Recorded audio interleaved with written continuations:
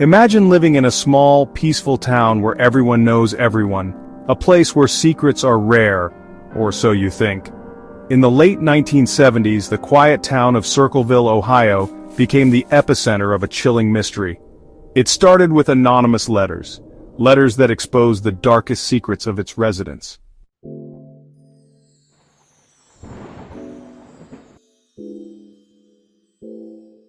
Circleville, Ohio, just 25 miles south of Columbus, was the kind of place where nothing much happened.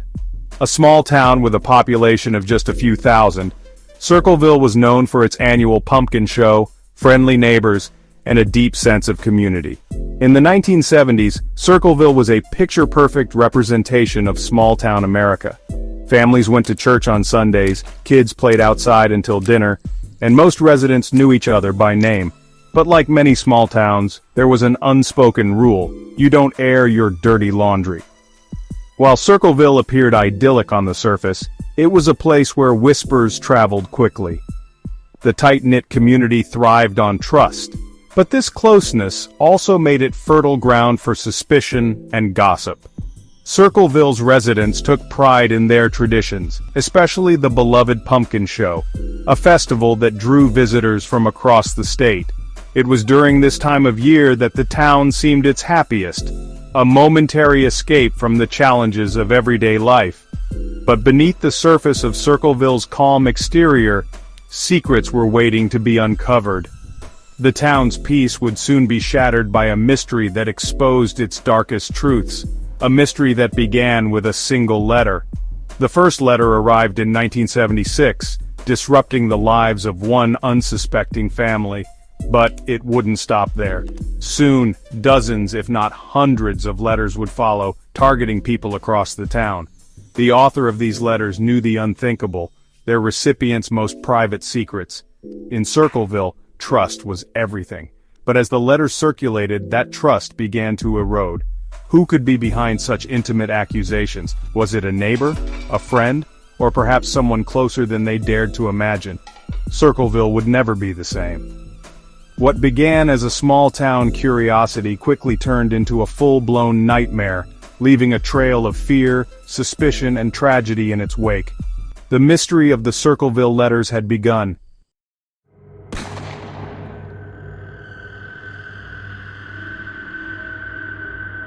Circleville, Ohio, 1976, a time before smartphones, email, or even caller ID.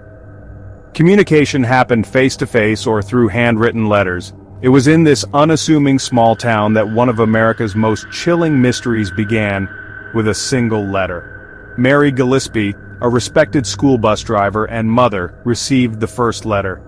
Written in bold, block letters, the message wasn't just accusatory, it was deeply personal. The letter accused Mary of having an affair with Gordon Massey, the superintendent of schools. The accusations came out of nowhere, and Mary was stunned. But what truly terrified her was the level of detail. The writer seemed to know her daily routine, the routes she drove, and even where her children went to school. Mary wasn't the only target. Soon, other residents of Circleville began receiving letters, each one uniquely tailored to expose the recipient's secrets. The letters accused people of infidelity, theft, and even criminal behavior. They didn't just stop at accusations, they included threats of violence and detailed knowledge of personal lives. The letters seemed to come from someone with an intimate understanding of the town, a person who had access to private information. But who? Circleville was a close-knit community. Was it a neighbor, a friend, or worse, a family member? At first, Mary and her husband Ron decided to keep the letters private. They believed it was a cruel prank, something that would stop if they ignored it. But the writer had other plans. A second letter arrived, followed by a third. The tone became more threatening with each letter, warning Mary to end her supposed affair, or else. By this point, the Gillespies were living in fear. They started looking over their shoulders, double-checking the locks on their doors. But they still didn't report the letters to the police. To them, it was safer to stay silent than to involve the authorities. Meanwhile, the rumors began spreading. The letters didn't just target individuals, they were sent to neighbors, friends, and even local officials, spreading Mary's alleged affair like wildfire. The writer clearly wanted to destroy her reputation and isolate her from the community, but it wasn't just Mary under attack. The writer expanded their focus, targeting new victims and escalating the level of threat. The letters became more detailed, more personal, and more sinister. Soon, the entire town was on edge. No one knew who the writer was, but everyone had a theory. Was it someone from Mary's circle, a disgruntled neighbor, or perhaps even someone within her family? The paranoia grew as more and more letters arrived, each one targeting someone new. The letters didn't just cause fear, they sowed distrust. Friends began questioning friends, and families started turning on one another. The author had accomplished something devastating. They had made an entire town question its foundation of trust. The question remains, why didn't the writer stop? Many believe the letters were more than just a twisted form of entertainment. They were meant to punish and control. But the writer wasn't satisfied with merely accusing people. They wanted results. The writer wasn't afraid to threaten violence, warning that lives would be destroyed if their demands weren't met. And soon, it became clear that these weren't empty threats. By the end of 1976, the Circleville Letters had become the town's darkest secret. People were terrified not just of the writer but of each other. Was the culprit someone close to them? How could they know so much? And how far were they willing to go? This was only the beginning. As the writer escalated their threats, Circleville's nightmare would soon turn deadly.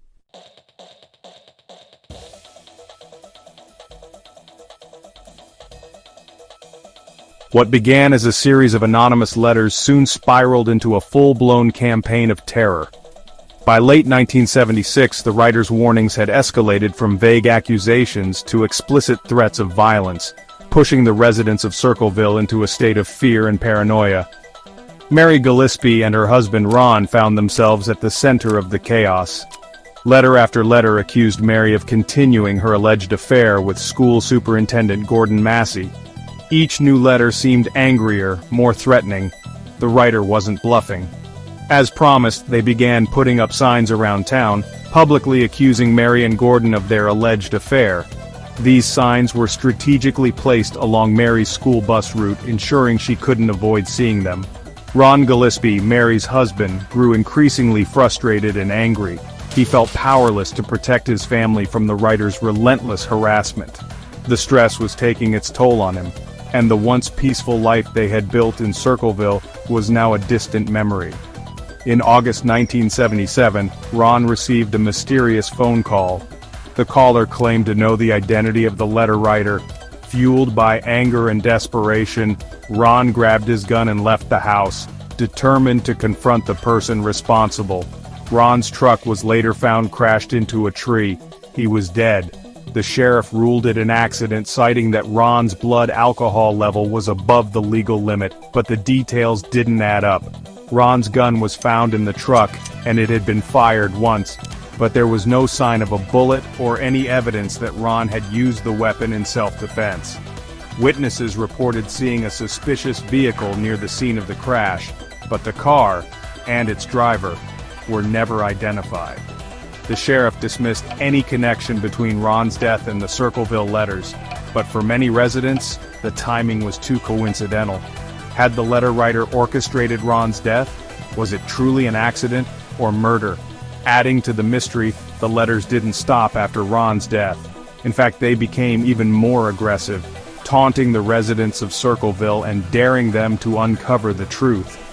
Mary's ordeal didn't end with her husband's death. One day, while driving her bus route, she spotted another sign accusing her of the affair. Determined to remove it, Mary pulled over to take the sign down. But this time, it wasn't just a sign, it was a booby trap, a gun rigged to fire when the sign was removed. Fortunately, the trap malfunctioned, and Mary wasn't harmed. But the message was clear. The writer wasn't just playing mind games anymore. They were willing to kill. Police recovered the gun and traced its serial number back to Paul Freshour, Mary's brother-in-law. Paul denied any involvement, but the evidence was damning. Was Paul the letter writer? Or was he being framed? By this point, the people of Circleville were consumed by fear and suspicion. The letters had turned neighbors against one another, creating an atmosphere of paranoia. No one knew who to trust, and everyone seemed to have a theory about who the writer was. The letter writer had succeeded in their goal, to disrupt the town's peace and instill doubt in everyone. But for Mary, the harassment was deeply personal. It had already cost her husband's life, and now it seemed her own life, and the lives of her children, were in danger. The identity of the Circleville letter writer remained a mystery. Was it Paul Freshour, acting alone, or was someone else pulling the strings? The writer seemed to have an almost supernatural ability to know everyone's secrets, their routines, and their vulnerabilities. Whoever it was, they had an intimate knowledge of the town and its residents. The question wasn't just who the writer was, but why they were doing this. What was their ultimate goal? As the writer's threats grew darker, the people of Circleville were left to wonder how far would this person go to keep their secrets hidden, and was anyone in the town truly safe?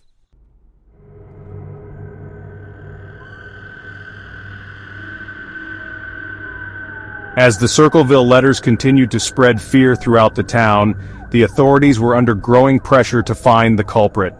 The sheriff's department launched an official investigation, combing through hundreds of letters, interviewing residents, and following up on countless leads.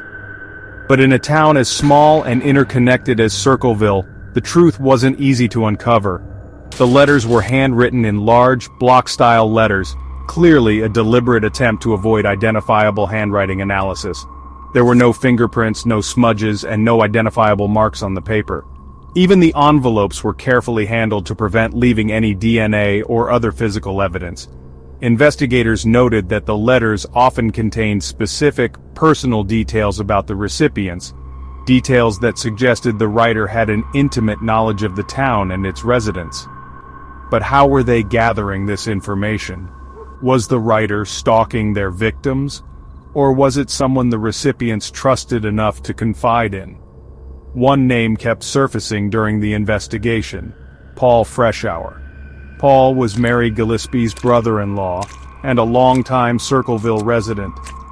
By all accounts, Paul was a quiet, unassuming man, with no history of violence or erratic behavior, but his connection to the Gillespie family and his proximity to the case made him a person of interest. When questioned, Paul denied any involvement with the letters. He claimed he had no motive to target Mary or anyone else in the town, but authorities weren't convinced.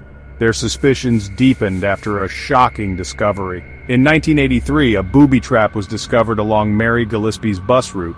The trap, a loaded gun rigged to fire when the sign was removed, was clearly designed to harm or even kill Mary. Police recovered the gun and traced its serial number back to Paul Freshour. Paul claimed the gun had been stolen from his garage years earlier, but the evidence against him was mounting. Handwriting experts compared notes found with the booby trap to the original Circleville letters and concluded they were a match. This was enough for the authorities to act. Paul was arrested and charged with attempted murder. During the trial, prosecutors painted a damning picture. They argued that Paul had been behind the letters from the start, using his knowledge of the town and his connection to the Gillespie family to carry out his twisted campaign. The defense countered that the evidence was purely circumstantial. There was no proof that Paul had ever written the letters, and no direct link tying him to the booby trap beyond the stolen gun. But the jury wasn't convinced. Paul Freshour was convicted of attempted murder and sentenced to 7 to 25 years in prison. For many in Circleville, the case seemed closed. The letter writer had been caught, or so they thought. Despite Paul's imprisonment, the letters didn't stop. In fact, they seemed to increase in frequency, targeting new victims and taunting the authorities for their failure to solve the mystery. These letters created a dilemma for law enforcement. If Paul was the writer, how could he continue to send letters from behind bars? The prison warden confirmed that all of Paul's mail was being monitored, and no letters matching the Circleville writer's style were found in his possession. Paul maintained his innocence throughout his imprisonment, insisting he had been framed. Some believed him, pointing to the fact that the letters had started years before the booby trap incident and continued long after his arrest. Paul's supporters argued that the real letter writer was still out there. Some speculated that the culprit might have been a disgruntled neighbor, a jealous colleague, or even a member of Mary Gillespie's own family. The writer's knowledge of personal secrets suggested a deeply embedded connection to the town. Others believed the letter writer was more than one person, a group of conspirators working together to spread fear and chaos. But despite extensive investigation, no alternative suspects were ever charged. The investigation into the Circleville Letters only deepened the town's paranoia. Friends began to turn on friends and neighbors watched each other with suspicion. The letter writer had succeeded in their ultimate goal, creating division and distrust among the people of Circleville. Paul Freshour served 10 years of his sentence before being released. But even after his release, he continued to insist on his innocence. The letters eventually stopped, but the damage they caused lingered for decades. The Circleville Letters left behind more questions than answers. Was Paul Freshour the true culprit? Or did the real writer remain hidden, manipulating the town from the shadows? The truth may never be known.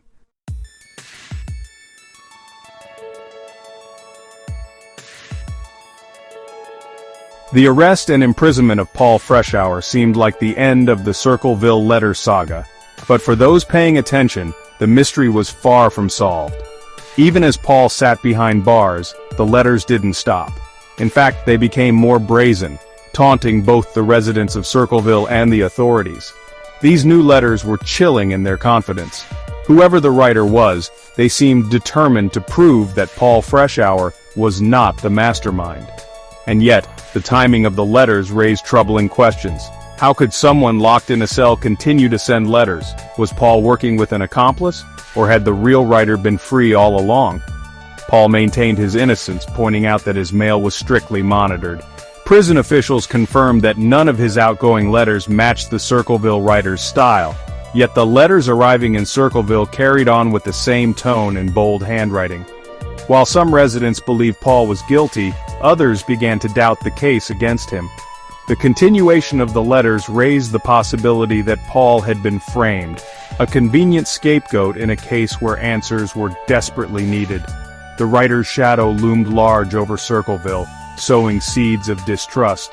Friends turned against friends and whispers of betrayal spread through the town like wildfire.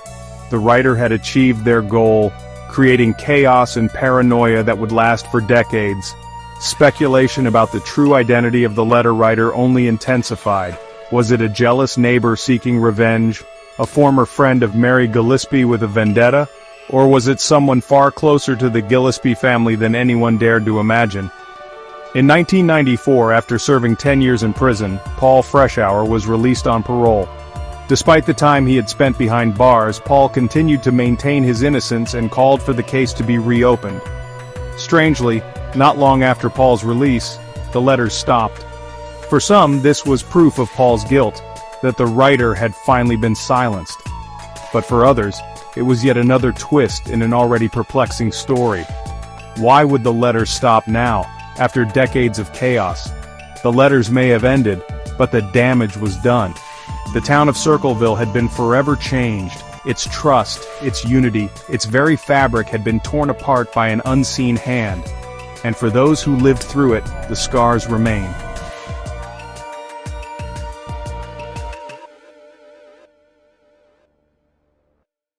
The Circleville Letters are a story of secrets, betrayal, and the power of fear. Decades later, the identity of the writer remains one of America's most puzzling, unsolved mysteries. And the more we dig, the stranger it becomes. To this day, the case is riddled with unanswered questions. Was Paul Freshour truly the mastermind? Or was he an innocent man, wrongfully accused in a desperate attempt to close the case? Could the real writer have been someone completely overlooked? A shadowy figure who watched silently as Paul took the fall? Or was the truth more complicated, an elaborate web of lies and deceit that no one could fully untangle? In recent years, amateur sleuths and internet detectives have revisited the case, offering new theories and insights.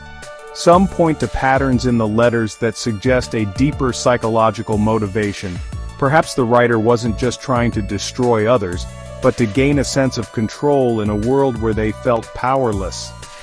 Others have explored the possibility of a copycat writer, someone who continued the letters after Paul's imprisonment to throw investigators off the trail. But without definitive evidence, these theories remain speculative. The Circleville Letters left behind a legacy of fear and unanswered questions. They revealed the fragility of trust, the ease with which paranoia can spread, and the devastating impact of an unseen enemy. For the people of Circleville, the writer remains a ghost, an invisible force that once held their lives in its grip. And for the rest of us, the mystery serves as a haunting reminder. Sometimes the most dangerous threats come from the places we least expect. Will we ever know the truth about Circleville's darkest secret? Or will the writer's identity remain hidden forever, a shadow that lingers just out of reach? What do you think happened in Circleville? Share your theories in the comments, and don't forget to like, share, and subscribe for more stories from the shadows, only on Truth in the Shadow. The Circleville Letters left behind a legacy of fear, paranoia, and unanswered questions. Was it revenge, madness, or something far more sinister? Perhaps the letter writer is still out there, watching. Share your theories in the comments below. Don't forget to like, share, and subscribe for more unsolved mysteries, only on Truth in the Shadow. Welcome to Truth in the Shadow, where we explore the most perplexing mysteries that have captivated the world. Today we unravel the haunting story of Malaysia Airlines Flight MH370, a mystery that has left experts and families searching for answers for nearly a decade. On March 8, 2014, a seemingly routine flight took off from Kuala Lumpur International Airport, bound for Beijing Capital International Airport. On board were 227 passengers and 12 crew members. Flight MH370, a Boeing 777, was piloted by Captain Zahari Ahmad Shah, an experienced and respected aviator, alongside First Officer Fariq Abdul Hamid, who was co-piloting his final training flight before full qualification. By all accounts, it was a standard journey, but just 40 minutes after takeoff, everything changed. At 1:19 a.m. local time, MH370 made its final voice communication. "Good night, Malaysian 370, Captain Zahari said calmly. As the plane left Malaysian airspace and entered Vietnamese airspace, moments later the plane's transponder, which communicates the aircraft's location to air traffic controllers, was turned off. MH370 vanished from civilian radar screens. What happened next is a puzzle that remains unsolved. Military radar tracked the aircraft deviating sharply from its planned route. It turned westward, crossed the Malay Peninsula, and headed out over the Andaman Sea. Then, it disappeared completely from radar coverage. Search and rescue operations began almost immediately. Nations around the world joined forces, deploying ships, aircraft, and satellites in what became one of the largest search efforts in aviation history. Yet days turned into weeks, and no trace of the plane was found. The public and media were consumed with theories. Was it hijacked? Did a mechanical failure occur? Could it have been pilot suicide? The lack of concrete evidence left the door open to endless speculation. In the weeks following the disappearance, investigators analyzed satellite data provided by British company Inmarsat. This data indicated that the plane continued flying for several hours after losing contact, following one of two potential arcs over the Indian Ocean. The southern arc, leading into one of the most remote parts of the ocean, became the focus of the search. In 2015, over a year after the disappearance, a breakthrough occurred. A piece of debris known as a flaperon was found on the shores of Réunion Island, thousands of miles from the suspected crash zone. This confirmed that MH370 had indeed ended in the Indian Ocean. Over time, additional pieces of debris were discovered along the coasts of Africa and nearby islands, further supporting this conclusion. However, the main wreckage, including the flight recorder and cockpit voice recorder, has never been located. Theories abound as to what could have led to such a catastrophic disappearance. One of the most debated is the theory involving Captain Zahari Ahmad Shah. Investigators examined his home flight simulator and discovered that he had simulated a flight path similar to the suspected route taken by MH370. Critics argue that this was merely a coincidence or a demonstration of curiosity. However, supporters of this theory believe it points to premeditation. Zahari's personal life was also scrutinized. with claims of marital issues and isolation, adding fuel to the theory of a deliberate act. Another major theory revolves around a sudden depressurization of the cabin. Such an event could have incapacitated the crew and passengers, leaving the aircraft to continue flying on autopilot until it ran out of fuel. Supporters of this theory point to the infamous ghost flight of Helios Airways Flight 522 in 2005 as an example of how such scenarios can unfold. However, no definitive evidence supports this hypothesis. A less conventional yet persistent theory is that MH370 was hijacked. The motive for such an act remains unclear, but proponents suggest it could have been an attempt to steal the aircraft or use it for a future act of terror. There is also speculation about whether state actors might have been involved. Given the sensitive geopolitical context of the region, another layer of intrigue comes from the lack of consistent international coordination. In the early days of the search, different countries provided conflicting radar data, and delays in sharing information hindered the search efforts. Some critics argue that these inefficiencies may have cost valuable time in locating the aircraft. The ocean itself presents a monumental challenge. The area where MH370 is believed to have crashed is one of the most remote and deep parts of the Indian Ocean, with depths exceeding 4,000 meters and underwater terrain that includes ridges, valleys, and volcanoes. The search was akin to finding a needle in a haystack. Advanced technology, such as autonomous underwater vehicles (AUVs), was deployed. But even these tools face significant limitations. The psychological toll on the families of those on board cannot be overstated. For years they have lived in limbo, grappling with grief and the agonizing uncertainty of not knowing what truly happened. Many have turned to social media and advocacy groups to keep the memory of their loved ones alive, and to pressure authorities to continue the search. In 2018, a private company, Ocean Infinity, conducted a renewed search using state-of-the-art equipment. The effort covered over 112,000 square kilometers of the Indian Ocean, but ultimately yielded no new findings. Despite this, the company expressed willingness to resume the search if credible new leads emerged. The mystery of MH370 has also inspired countless books, documentaries, and even conspiracy theories. Some of these narratives venture into the realm of science fiction, involving black holes, alien abductions, or secret government experiments. While such theories are far-fetched, they underscore the profound impact this tragedy has had on the human imagination. From a regulatory perspective, MH370's disappearance has prompted significant changes. The International Civil Aviation Organization, ICAO, introduced new requirements for real-time tracking of commercial flights. These measures aim to ensure that no aircraft can ever disappear without a trace again. Additionally, the deployment of new satellite-based systems offers hope for more comprehensive monitoring of flights over remote areas. Forensic analysis of the debris found has provided some insights but also raised more questions. For example, the condition of the flaperon suggested a high-impact crash, but the lack of widespread floating debris seemed inconsistent with such an event. These contradictions have only deepened the mystery. Adding to the complexity of this case is the geopolitical climate at the time. Malaysia's handling of the crisis received widespread criticism. Accusations of miscommunication, a lack of transparency, and delayed responses fueled public frustration. Meanwhile, China, which had the largest number of passengers on board, exerted considerable pressure on Malaysia to provide answers.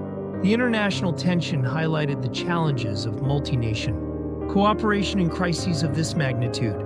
Furthermore, aviation experts have pointed out gaps in air traffic control protocols. At the time, MH370's disappearance went unnoticed by Vietnamese air traffic controllers for several minutes. This delay in response allowed valuable time to slip away. Since then, calls for stricter communication handovers between airspaces have become louder, emphasizing the need for seamless global coordination. The financial implications of the search efforts have also been monumental. The multinational search operation for MH370 is one of the most expensive in history, with costs exceeding hundreds of millions of dollars. This raises ethical questions: how much is too much to spend in the quest for answers? Yet for the families of the victims, the price is justified as their lives remain suspended in uncertainty. For the aviation industry, MH370 has been a catalyst for technological innovation. One of the most significant developments has been the implementation of improved black box technology. Modern recorders are now designed to transmit location data even after a crash, ensuring that future tragedies might not result in such prolonged searches. Additionally, real-time satellite tracking for commercial flights has become standard, ensuring that planes remain visible even over remote areas. One haunting aspect of MH370 is the enduring question of how such a large aircraft could vanish without a trace in an era of advanced technology. Despite the advancements made since, the incident serves as a reminder of the vast, uncharted areas of our planet. The ocean remains a formidable adversary, concealing its secrets beneath miles of water. This enigma challenges human perceptions of control and safety. In a world reliant on technological certainty, as we reflect on this tragedy, one thing is clear: the story of MH370 is not just about a missing plane. It is a story of human vulnerability, technological limits, and the enduring quest for answers. The families, experts, and investigators involved in this saga remind us of the resilience and determination that define the human spirit. Will we ever uncover the truth about what happened to MH370? With advancements in technology and the unyielding drive to solve this mystery, there is hope.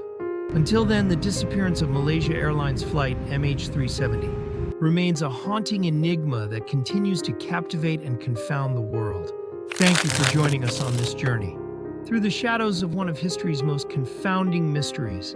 If you found this video intriguing, don't forget to like, subscribe, and hit the notification bell for more explorations of the world's greatest enigmas. Until next time, stay curious. In 1587, over 100 English settlers, including men, women, and children, established a colony on the coast of what is now North Carolina. Their mission was to create a permanent foothold in the New World. They arrived full of hope, dreaming of prosperity and a fresh start. However, within 3 years, they mysteriously vanished. When the colony's governor, John White, returned in 1590, he found the settlement abandoned. Homes had been dismantled, supplies were gone, and there was no sign of life.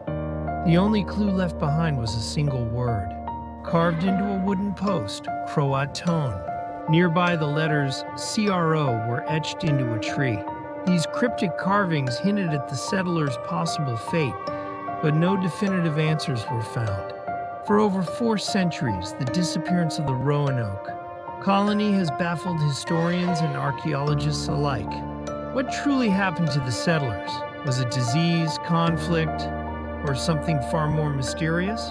Today we delve deep into the story of Roanoke, the events leading to the colony's establishment, the challenges it faced, and the most compelling theories about what happened to the settlers.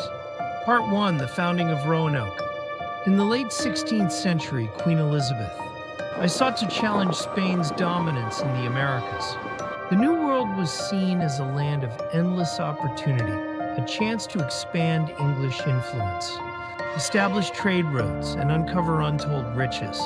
In 1584, Sir Walter Raleigh was granted a royal charter to establish a colony in North America. His mission was not only to stake England's claim, but also to create a strategic base for future military and economic operations. The first attempt to colonize Roanoke Island began in 1585. Sir Richard Grenville led over 100 men to establish a settlement. Initially, the local Algonquian tribes were friendly, helping the settlers adapt to their new environment. However, misunderstandings and disputes over resources quickly escalated tensions. Food shortages and the harsh conditions made survival difficult, and by 1586, the settlers abandoned the colony. Sir Francis Drake, returning from the Caribbean, rescued them and brought them back to England. Despite this failure, Raleigh was determined to succeed. In 1587, a second expedition set sail, this time including families who intended to establish a permanent settlement. John White, an artist and cartographer, was chosen to lead the group of 115 settlers. Among them was White's daughter, Eleanor Dare, who soon gave birth to Virginia Dare, the first English child born in the Americas. The settlers' optimism was short-lived. Roanoke Island's sandy soil proved unsuitable for farming, and relations with indigenous tribes were fragile. Although the Croatoan people who lived on nearby Hatteras Island offered some assistance, other tribes viewed the settlers with suspicion. Facing dwindling supplies, White decided to return to England for reinforcements. He promised to return quickly, but England's war with Spain delayed his journey. It would be 3 long years before he could return to Roanoke. Part 2, The Mystery Unfolds. When John White finally arrived at Roanoke in 1590, he was met with an unsettling silence. The settlement was deserted.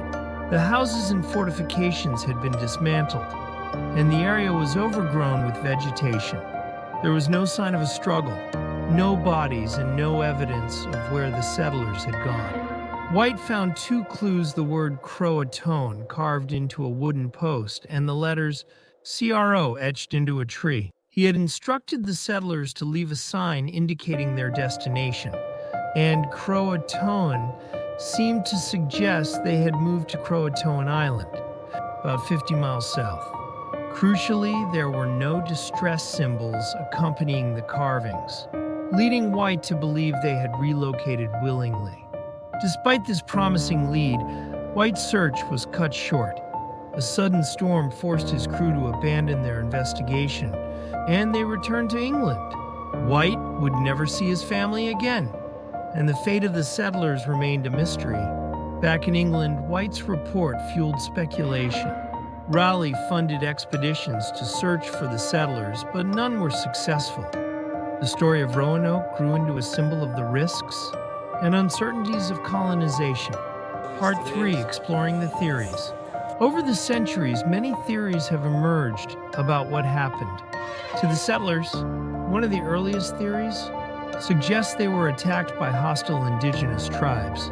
Relations with the Socotan people, already strained from the first expedition, could have turned violent. However, no signs of conflict, such as graves or burnt structures, have been found on Roanoke Island. Another widely accepted theory is that the settlers sought refuge with the Croatoan people. Historical accounts describe indigenous groups with European features, suggesting intermarriage and assimilation. Archaeological discoveries on Hatteras Island, such as European tools and pottery, lend credibility to this idea. However, it remains unclear why White failed to find them, despite being so close.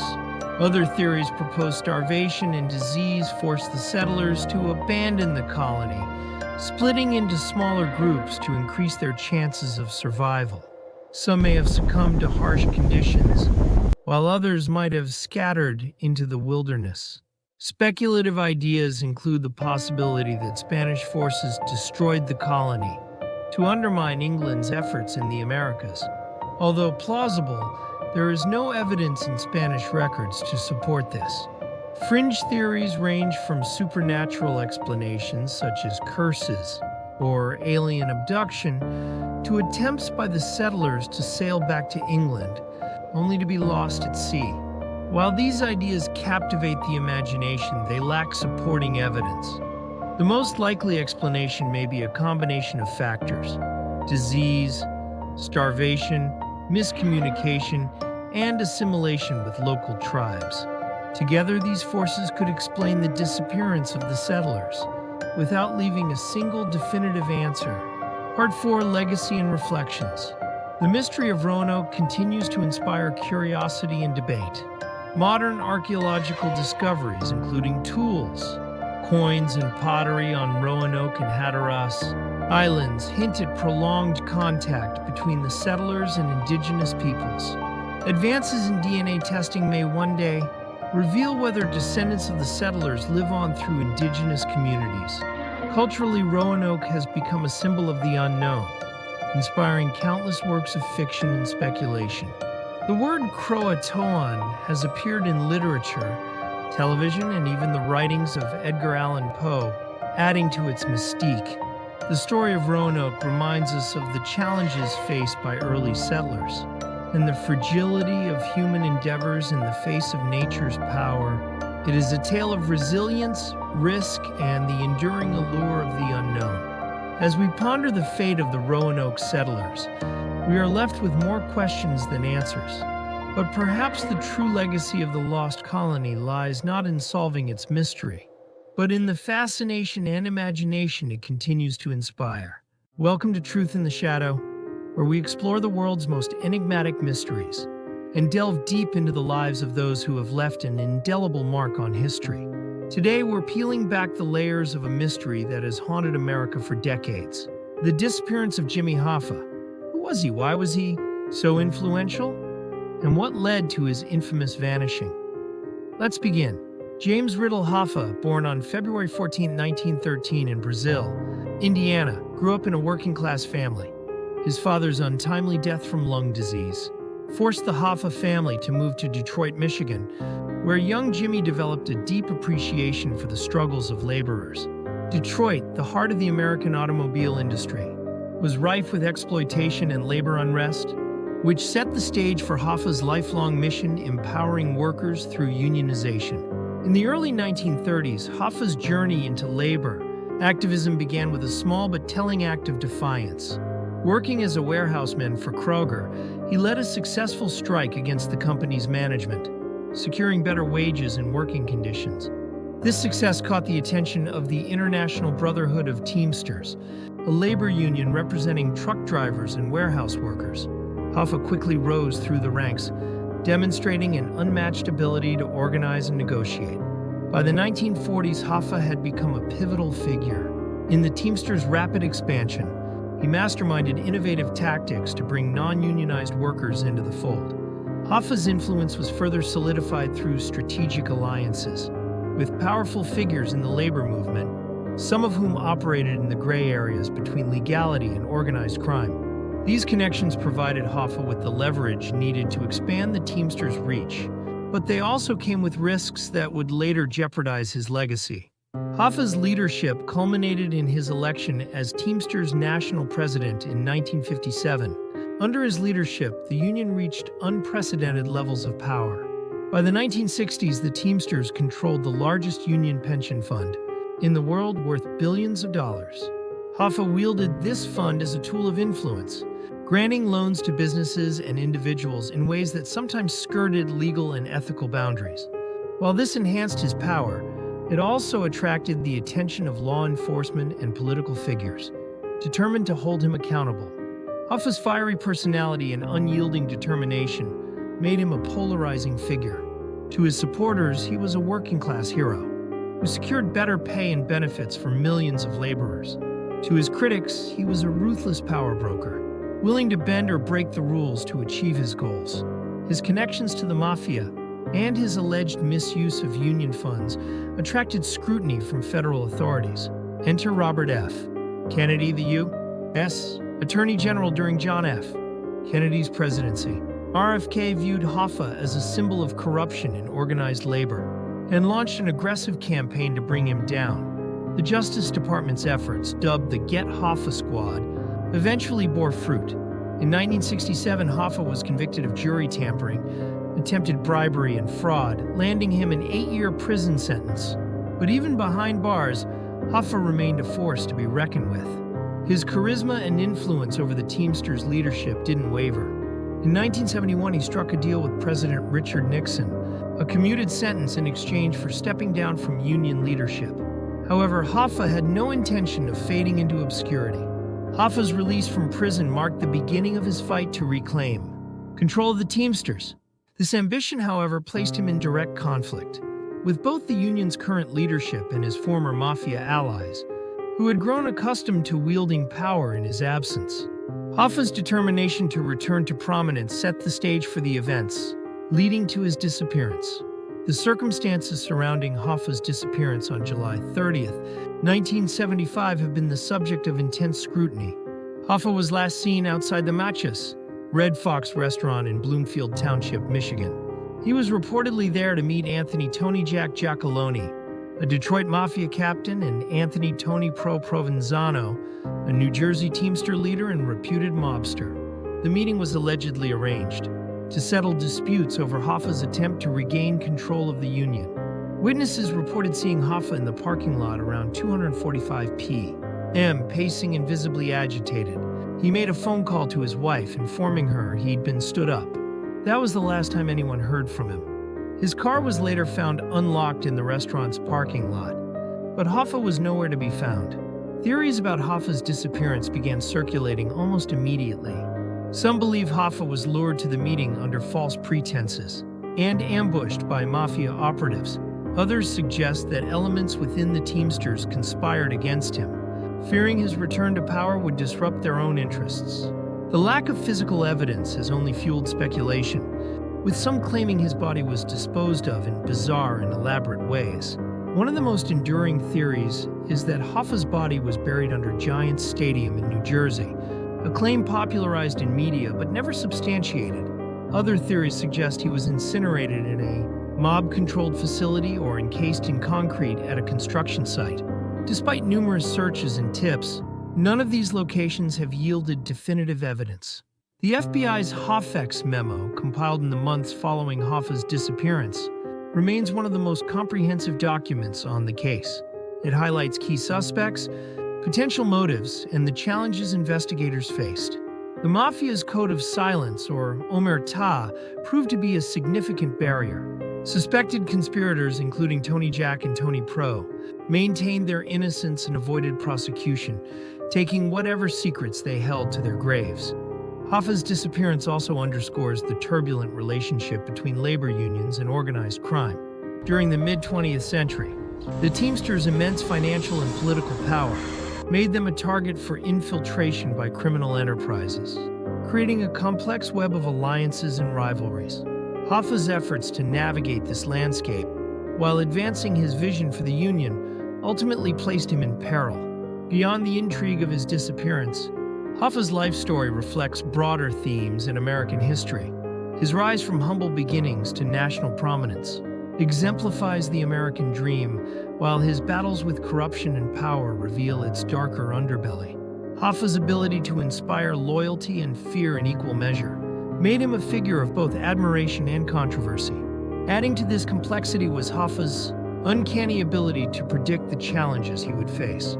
In conversations with close confidants, he reportedly expressed fears that his enemies, within both the Union and the Mafia, were conspiring against him. These premonitions, whether based on tangible evidence or a keen sense of his precarious position, add an almost tragic dimension to his story. As we examine the legacy of Jimmy Hoffa, it's clear that his impact extends far beyond the mystery of his vanishing. He reshaped the labor movement, challenging corporate exploitation and advocating for workers' rights.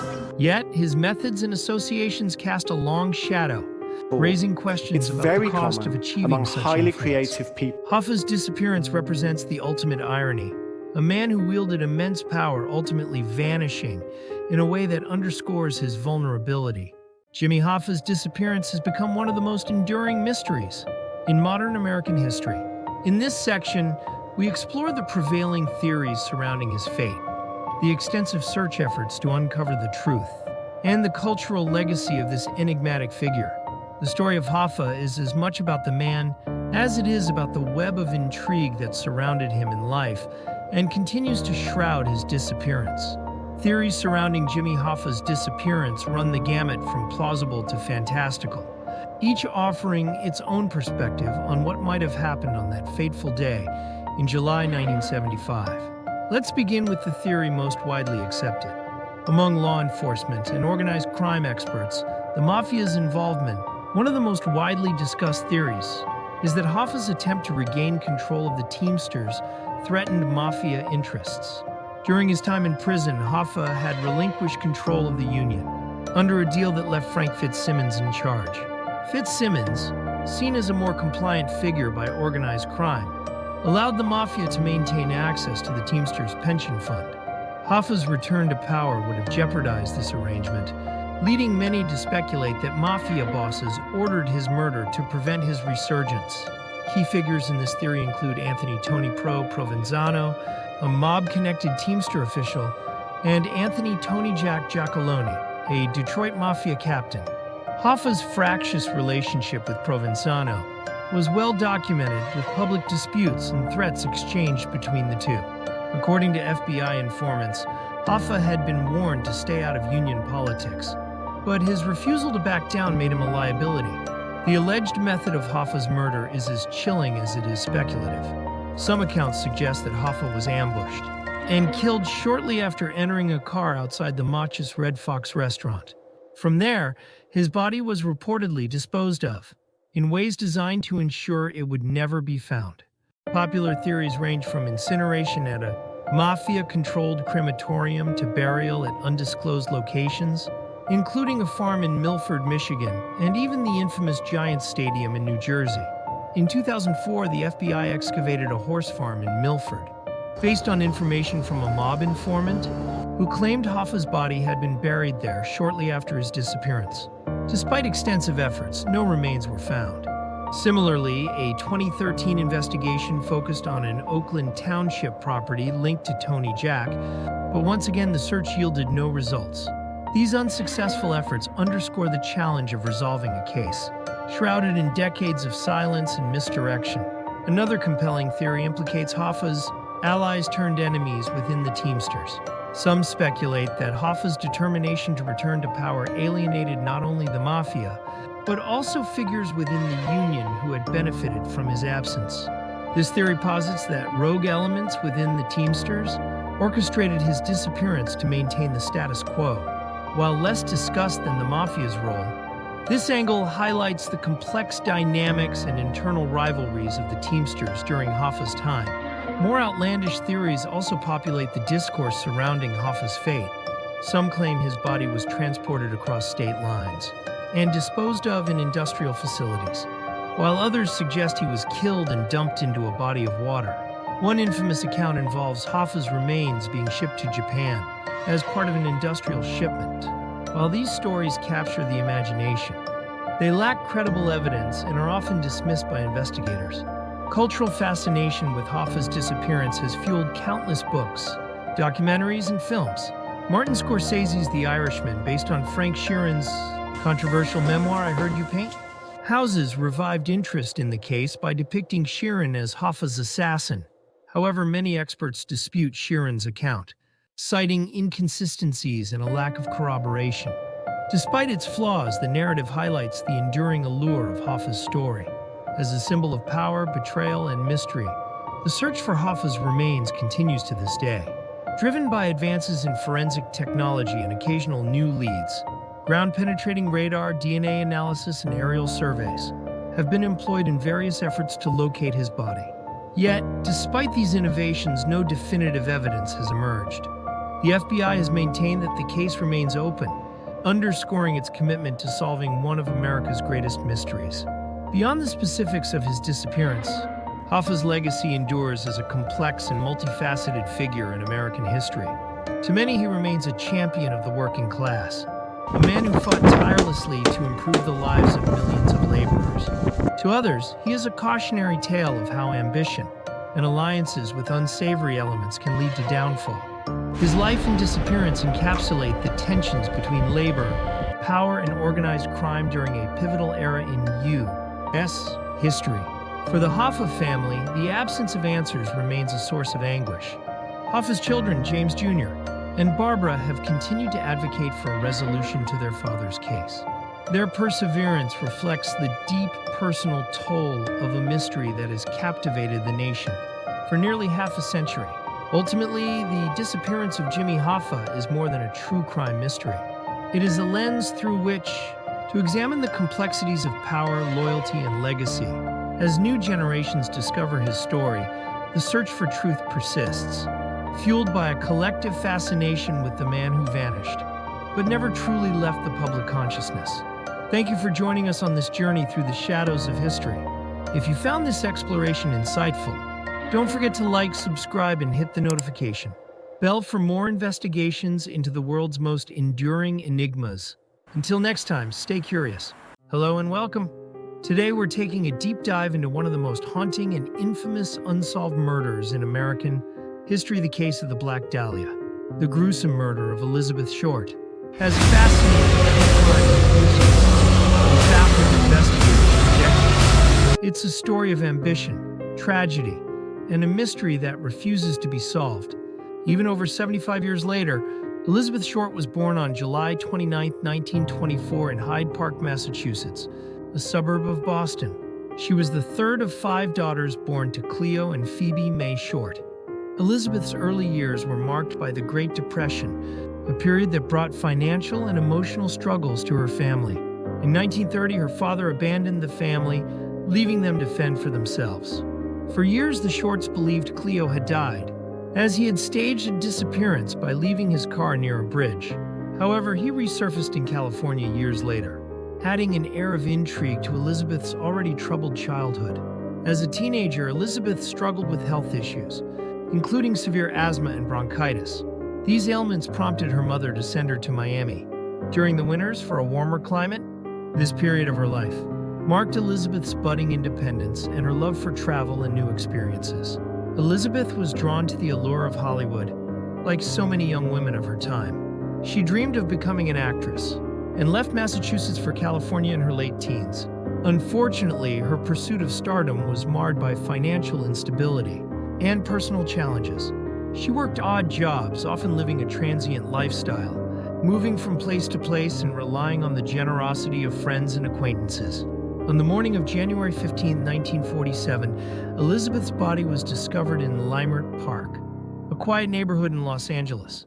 Betty Bersinger, a local resident, was walking with her 3-year-old daughter when she stumbled upon what she initially thought was a discarded mannequin.